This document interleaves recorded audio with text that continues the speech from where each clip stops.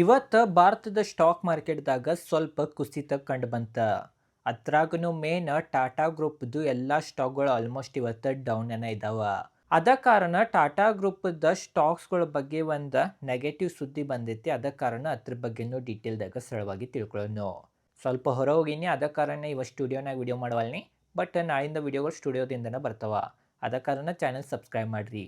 ಬರೀ ಫಸ್ಟ್ ನಾವು ಇವತ್ತು ನಮ್ಮ ದೇಶಿ ಸ್ಟಾಕ್ ಮಾರ್ಕೆಟಿದ ಪರ್ಫಾರ್ಮೆನ್ಸ್ ನೋಡೋಣ. ಆಮೇಲೆ ಟಾಟಾ ಸ್ಟಾಕ್ಗಳು ಎದಕ್ಕೆ ಕುಸಿಯಾಗ್ತಾವ, ಅದರಿಂದ ಏನು ಕಾರಣಗಳಿದಾವಂತ ಅದ್ರ ಬಗ್ಗೆನೂ ತಿಳ್ಕೊಳ್ಳೋಣ. ನೋಡ್ಬೋದು ಇವತ್ತು ನಾವು ಸೆನ್ಸೆಕ್ಸ್ ಪರ್ಫಾರ್ಮೆನ್ಸ್ ನೋಡ್ರೆ 0.24% ಬಿದ್ದೈತಿ. ನಿಫ್ಟಿ 0.15% ಬಿದ್ದೈತಿ. ನಿಫ್ಟಿ ನೆಕ್ಸ್ಟ್ 50 0.13% ಕುಸಿದೈತಿ. ಮಿಡ್ ಕ್ಯಾಪ್ 0.26% ಏರೈತಿ. ಮತ್ತು ಸ್ಮಾಲ್ ಕ್ಯಾಪ್ನು ಡೌನ್ ಐತಿ. ಮಿಡ್ ಕ್ಯಾಪ್ನಾಗ ಇವತ್ತು ಸ್ವಲ್ಪ ಬುಲ್ಲಿಶ್ನೆಸ್ ಇತ್ತು ರೀ. ಸ್ವಲ್ಪ ಮಿಡ್ ಕ್ಯಾಪ್ ಇಂಡೆಕ್ಸ್ ಏರಿ ಕ್ಲೋಸಿಂಗ್ ಕೊಟ್ಟೈತಿ. ಅಂತಂದ್ರೆ ಜನರು ಹೆಚ್ಚೀಗ ಮಿಡ್ ಕ್ಯಾಪ್ನಾಗ ಅದು ಭಾಳ ಹೂಡಿಕೆ ಮಾಡತ್ತಾರ. ಲಾರ್ಜ್ ಕ್ಯಾಪ್ ಬಿದ್ರೂ ಮಿಡ್ ಕ್ಯಾಪ್ ಈಗ ಸಪೋರ್ಟ್ ತೊಗೊಳತೈತಿ. ಮೊದಲೇನು ಅಂತೀರ ಮಿಡ್ ಕ್ಯಾಪ್ ಮತ್ತು ಸ್ಮಾಲ್ ಕ್ಯಾಪ್ ಭಾಳ ರಿಸ್ಕ್ ಇರ್ತಾವ, ಅವ ಭಾಳ ಕುಸಿತಾವದು ಏನು ಅಂತೀರ. ಈಗ ಅದ್ರದ್ದು ಉಲ್ಟಾಗತೈತಿ ಭಾರತದ ಮಾರುಕಟ್ಟೆನಾಗ ಅಂತ ನಾವು ಅನ್ಬೋದ. ಈಗ ಜನರು ಅಲ್ಲಿ ಹೆಚ್ಚು ಬೈಯಿಂಗ್ ಮಾಡತ್ತಾರ. ಯಾಕಂತಂದ್ರೆ ಮೊದಲು ಜನರು ನಿಫ್ಟಿದು ಕಂಪ್ನಿಗಳ್ನಾಗ ಅಷ್ಟೇ ಹೂಡಿಕೆ ಮಾಡ್ತೀರ. ಬಟ್ ಈಗ ಜನರು ನಿಫ್ಟಿದು ಕಂಪ್ನಿ ಇತ್ತು, ಎತ್ತರ ಕಂಪ್ನಿ ಇತ್ತು ನೋಡುವಲ್ರ. ಜನರಿಗೆ ಏನು ಮಾಡತ್ತಾರಂತಂದ್ರೆ ಯಾವ ಕಂಪ್ನಿ ಯಾವ ಬಿಸ್ನೆಸ್ ಮಾಡ್ತೈತಿ ಅದೆಲ್ಲ ಅನಾಲಿಸಿಸ್ ಮಾಡಿ ಹೂಡಿಕೆ ಮಾಡತ್ತಾರ. ಅದ ಕಾರಣ ಜನರೀಗ ಮಿಡ್ ಕ್ಯಾಪ್ನಾಗ ಅದು ಭಾಳ ಬೈಯಿಂಗ್ ಮಾಡತ್ತಾರಂತ ನಾವು ಅನ್ಬೋದ. ಮತ್ತು ನಾವು ಸೆಕ್ಟರಲ್ ಪರ್ಫಾರ್ಮೆನ್ಸ್ ನೋಡ್ಬೋದು. ಇವತ್ತು ಬ್ಯಾಂಕ್ ನಿಫ್ಟಿ 0.77% ಏರೈತಿ. ಮತ್ತು ಡಿಫೆನ್ಸ್ 0.70% ಏರೈತಿ. IT 1.54% ಕುಸಿದೈತಿ. IT-ನ್ಯಾಗ ಕುಸಿತ ಕಂಡು ಬಂದೈತಿ ಇವತ್ತು. Consumer durables 0.45% ಬಿದ್ದೈತಿ. FMCG 0.73% ಬಿದ್ದೈತಿ. Consumption 0.5% down ಐತಿ. ಫಾರ್ಮಾ 0.05% ಅಪ್ ಐತಿ. ಆಟೋ 0.32% ಬಿದ್ದೈತಿ. ರಿಯಾಲಿಟಿ 0.08% ಏರೈತಿ. ಮೆಟಲ್ 0.54% ಏರೈತಿ. ಮೆಟಲನ್ನು ಸಹ ಇವತ್ತು ಬುಲ್ಲಿಸ್ ಇತ್ತಂತ ನಾವು ಅನ್ಬೋದ. ಅದ ಕಾರಣ ಇವತ್ತು ನಾವು ಸೆಕ್ಟರಲ್ ಪರ್ಫಾರ್ಮೆನ್ಸ್ ನೋಡ್ರೂ ಮಿಕ್ಸ್ ರಿಯಾಕ್ಷನ್ ಇತ್ತು ಅಂತ ನಾವು ಅನ್ಬೋದ. ಗ್ಲೋಬಲ್ ಮಾರ್ಕೆಟದ ಪರಿಸ್ಥಿತಿ ನೋಡ್ರೆ US ಮಾರ್ಕೆಟ್ ಎಲ್ಲ ಡೌನ್ ಇದ್ದು ರೀ ನಿನ್ನೆ ದಿನ. ಮತ್ತು ಯುರೋಪಿಯನ್ ಮಾರ್ಕೆಟ್ದಾಗೂ ಗ್ರೀನ್ ಇತ್ತು, ಬಟ್ ಅಷ್ಟೇನು ಭಾಳ ಗ್ರೀನ್ ಇಲ್ಲ ಇದ್ದು. ಅಲ್ಲಿಯೂ ಸಹ ಮಿಕ್ಸ್ ರಿಯಾಕ್ಷನ್ ಇತ್ತು. ಏನು 3 ಇಂಡೆಕ್ಸ್ ಇದ್ದಾವೆ. ಆ ಥರ ಒಂದು ಇಂಡೆಕ್ಸ್ ಕುಸಿದೈತಿ, ಉಳಿದಿದ್ದು 2 ಏರಿದಾವೆ. ಅವು ಹೆಸರಿಗೆ ಏರಿದಾವೆ ಅಂತ ನಾವು ಅನ್ಬೋದ. ಜಪಾನ್ ಮಾರ್ಕೆಟ್ 0.83% ಪಾಸಿಟಿವ್ ಐತಿ. ಮತ್ತು ಉಳಿದಿದ್ದು ಏಷ್ಯನ್ ಮಾರ್ಕೆಟ್ದಾಗೂ ಮಿಕ್ಸ್ ರಿಯಾಕ್ಷನ್ ಇತ್ತಂತ ನಾವು ಅನ್ಬೋದ. ಅದ ಕಾರಣ ಗ್ಲೋಬಲ್ ಮಾರ್ಕೆಟ್ದಾಗೂ ಅನ್ಸರ್ಟನಿಟಿ ಇತ್ತಂತ ನಾವು ಅನ್ಬೋದ. ಮೇನ್ ಏನಂತಂದ್ರೆ US ಮತ್ತು ಇರಾನದ ಯುದ್ಧ ಇನ್ನೂ ನಿಲ್ಲುವಂಗೆ ಕಾಣುವತ್ತ.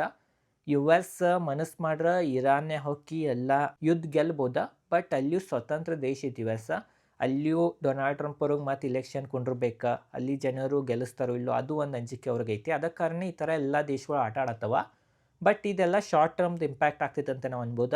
ಇದರಿಂದ ಕ್ರೂಡ್ ಆಯಿಲನ್ನು ಈಗ $88 to $90 ಸಮೀಪ ಟ್ರೇಡ್ ಮಾಡತೈತಿ. ಅದ ಕಾರಣ ನೋಡೋಣ್ರಿ ಏನಾಗ್ತೈತಂತ. ಇನ್ನು ಡೊನಾಲ್ಡ್ ಟ್ರಂಪ್ ಇರೋ ತನಕ ಏನಾಗ್ತೈತಿ ಏನಿಲ್ಲ ಅಂತ ಹೇಳಕ್ಕೆ ಬರಂಗಿಲ್ಲ. ಇನ್ನು 2 ವರ್ಷ ಏನೋ ಐತೆ ಅನಿಸ್ತೈತಿ.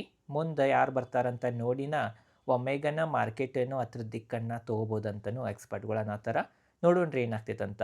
ಮತ್ತೊಂದು ಏನಂತಂದ್ರೆ ಟಾಟಾ ಶೇರ್ಗಳು. ಇವತ್ತು ಟಾಟಾ ಗ್ರೂಪದ ಆಲ್ಮೋಸ್ಟ್ ಎಲ್ಲ ಸ್ಟಾಕ್ಗಳು ಡೌನನೇ ಇದ್ದು. ಅದರಿಂದ ಮೇನ್ ಕಾರಣ ಏನಂತಂದರೆ ಏನು ಟಾಟಾ ಸನ್ಸ್ ಐತಿ. ಟಾಟಾ ಸನ್ಸ್ದ ಕೆಳಗನೆ ಎಲ್ಲ ಕಂಪ್ನಿಗಳು ಬರ್ತಾವ್ರಿ. ಎಲ್ಲ ಕಂಪ್ನಿಗಳ್ನಾಗ ಮೆಜಾರಿಟಿ ಶೇರ್ಸ್ ಟಾಟಾ ಸನ್ಸ್ ಕಡೆ ಇರ್ತೈತಿ.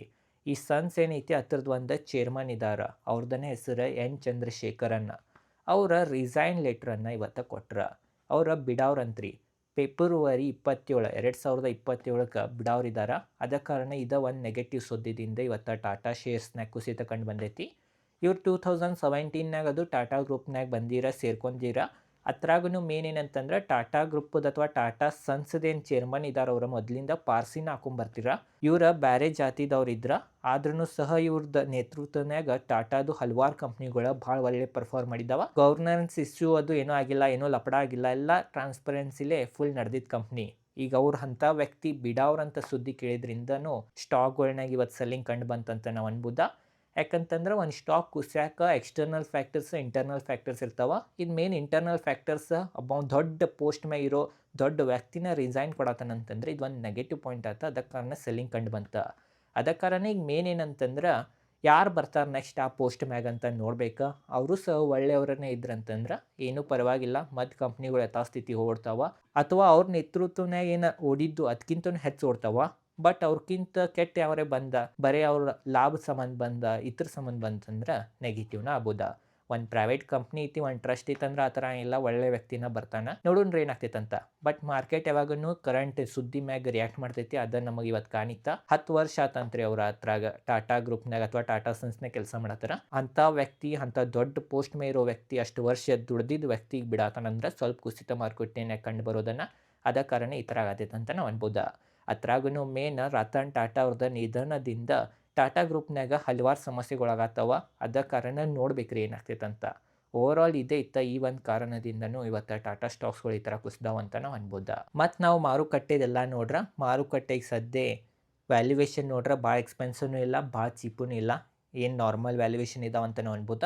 ಸಮಯ ವಾಯ್ಸ್ ಕರೆಕ್ಷನ್ ಮಾಡತೈತಿ. ಯುದ್ಧದ ಮ್ಯಾಗನ ಮಾರುಕಟ್ಟೆ ಡಿಪೆಂಡ್ ಐತಿ. ಯುದ್ಧ ನಿಂತಿತ್ತಂದ್ರೆ ಮಾರುಕಟ್ಟೆ ಇರ್ತೈತಿ. ಯಾಕಂತಂದ್ರೆ ಕ್ರೂಡ್ ಆಯಿಲ್ ಪ್ರೈಸ್ ಕುಸಿಯೋದ್ರಿಂದ ಯುದ್ಧ ಏನರೇ ಕಂಟಿನ್ಯೂ ಇತ್ತಂದ್ರೆ ಇದೇ ಥರ ಮಾರುಕಟ್ಟೆ ಪರಿಸ್ಥಿತಿ ಇರ್ಬೋದಂತ ನಾವು ಅನ್ಬೋದ. ಓವರ್ ಆಲ್ ಇದೇ ಐತಿ ಇವತ್ತಿನ ವಿಡಿಯೋ ಸ್ವಲ್ಪ ಹೊರಗಿದ್ನ ನಾನು ಈ ಥರ ಮಾಡಿದ್ನಿ. ಬಟ್ ನಾಳಿಂದ ವಿಡಿಯೋಗಳು ಸ್ಟುಡಿಯೋದಿಂದ ಬರ್ತಾವೆ, ಅದ ಕಾರಣ ಚಾನಲ್ ಸಬ್ಸ್ಕ್ರೈಬ್ ಮಾಡಿರಿ, ವಿಡಿಯೋ ಚಾನ್ಸ್ ಲೈಕ್ ಮಾಡಿರಿ. ಮತ್ತು ಇದೇನು ಟಾಟಾ ಸನ್ಸ್ ಚೇರ್ಮನಿಗೆ ಚೇಂಜ್ ಆಗೋರು ಇದ್ದಾರೆ, ಅದರಿಂದ ಸ್ಟಾಕ್ಗಳ ಮೇಲೆ ಯಾವ ಥರ ಪರಿಣಾಮ ಬೀಳ್ಬೋದು, ನಿಮಗೇನು ಅನ್ನಿಸ್ತೈತೆ ಅಂತಲೂ ಕಮೆಂಟ್ ಸೆಕ್ಷನ್ನಾಗ ತಿಳಿಸ್ರಿ. ಇದೇ ಐತಿ ಇವತ್ತಿನ ವಿಡಿಯೋ. ಧನ್ಯವಾದಗಳು.